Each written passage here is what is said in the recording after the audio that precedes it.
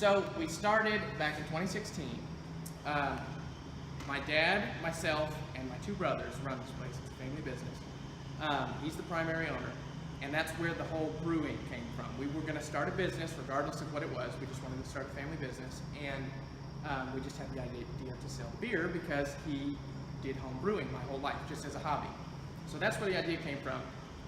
Back then, we were just going to sell, you know, we were just going to start out selling the small batches that we made at the house, 5 gallons at a time. Just because, you know, the beer was good, and we're like, hey, let's start this way and build up. But then we found out when you start looking into the licensing that it's just as easy to sell, 10 barrels at a time as it is to sell 5 gallons at a time. So we're just, hey, let's increase the volume and be more efficient from the very beginning. So that's how that all started. We formed the business in early 2016, spent the entire year basically looking for a location and just getting the business plan together. And we found this building in, we spent about 6 months because we found this building in June of 2016. We opened about a year later, Cinco de Mayo 2017. So we're coming up on our year anniversary. So as far as what we do, we have the retail space here, obviously, where we sell to the public. You know, people from Cookeville, anywhere can come here, drink a beer. We're open Thursday, Friday, Saturday from 3 to 9 or 10 at night. But our primary business model is distribution. We distribute in Nashville, we distribute here locally in the surrounding counties around Putnam County. And later this month, we're about to launch our distribution in Chattanooga. So we won't have a location there. This is our only location. But we will sell, right now we just do kegs, so we're only on tap. The next expansion that we're looking at after that is doing either cans or bottles. So distributing 6-packs, basically. 6-packs, 12-packs, 24. Hopefully all of them. Yes. Hopefully all. But 12-ounce containers, basically what it is. Because a lot of craft breweries, they'll start by doing, they'll do like these big bottles, which we do, but that's all they will do for cans, or as far as like off-premise consumption. And you just sell so much more volume than you do. Individual. Exactly. 12-ounce. 12-ounce cans. You can just put them everywhere and sell them. They sell 3 times more than even your kegs do. So you'll triple your volume of sales just by doing off-premise consumption. So that's our next expansion. That's what we're looking at after that. This is the production area. This is where we make the beer. These tanks right here, these right here, including this short one right here, this is where the beer is made. It takes 1 day, you boil it, and then at the end of that day, you'll transfer it to one of these taller tanks over here, and that's where it'll sit for from 2 to 4 weeks to ferment, make alcohol. That's where you add the yeast. So this is the grain right here. This is how the beer comes in, basically. Beer is just made of water, malt, hops, and yeast. So malt is this malted grain. We'll take these bags, crush them through a crusher, and that's what you put in the mash. And then you take that liquid and you boil it. That's what makes the beer. So they come in bags like this. We get most, if not all, of our grain from Europe, either Netherlands or Belgium, I believe. Some of it comes from the U.S., which is this right here, this Breeze brand. So when that is done, what you end up with, like we'll use between probably 500 to 900 pounds of grain per batch that we make.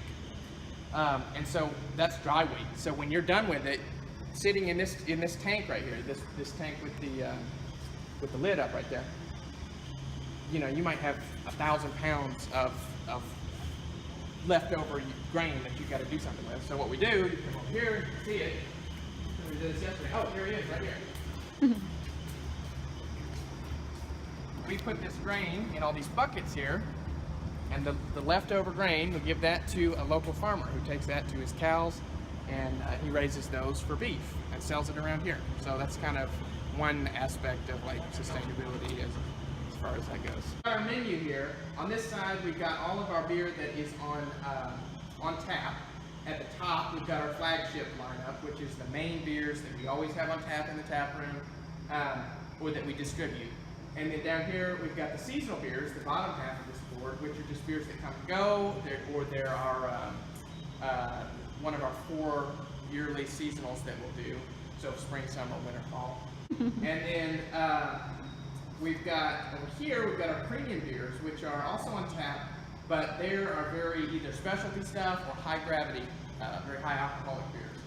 And at the bottom, we've got our bottled beers, which are, we do in the 750 milliliter Belgian bottles, and they're all bottle conditioned beers, or sours. We got one sour also. So this is one of the Belgian bottled beers. This one is a Belgian triple. And these are bottle conditioned, which means that there's no CO2 added to the beer to carbonate it. It's carbonated naturally when you put it in the bottle because there's still a small amount of active yeast in here. So that will sit and age for a certain amount of time, usually several months before it's ready to drink out of the bottle. And by that time, the yeast has used up any additional sugars in the beer and turned that into carbon dioxide and alcohol to carbonate the beer. And it's basically, these beers are very fancy. They're a lot like a champagne. You can see they have like the cork and cage like a champagne bottle does. They're very highly carbonated, a lot more than something you'd get on tap. And they're just very crisp overall. That's just the nature of bottle conditioning.